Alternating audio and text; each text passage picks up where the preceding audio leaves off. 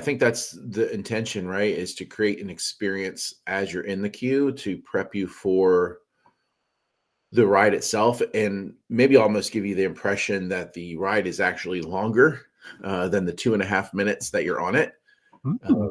because you're in queue for 30 minutes, the ride's 2.5 minutes. So how do you get that jungle immersion while you're in the queue? And so there's a lot of theming that we saw as we went through the queue.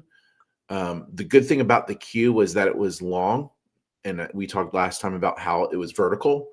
Mhm. So it went up so that they can extend the queue. And they put a lot of stuff in that, but what that did was it kept us moving. But even if we were stuck, we would be looking at the binoculars or the canteens or what from the skippers stations. There was also some overhead announcements that were playing that were on theme to the ride that were funny.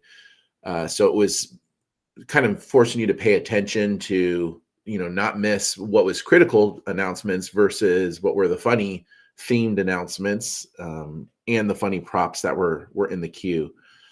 But what was unique about that queue was that it went vertical, because I Yeah. think the idea is, the more you can extend the queue, the less of a feel of a weight there is. If you're just standing in a line outside in the sun, that's going to be horrible, right? But if you can somehow wind people through something that's themed, that's great. But that takes up real estate to do that. So Yeah.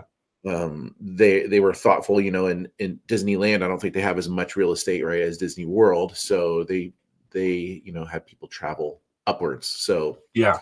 I don't know of other rides there that use the vertical space for queuing. There might be, but I want to think a little bit with you about how use of vertical space may be an opportunity for improvement for other industries and organizations to extend feeder lines or bypass in a different way. So do you have any examples of maybe how an organization may benefit from thinking differently about their vertical space?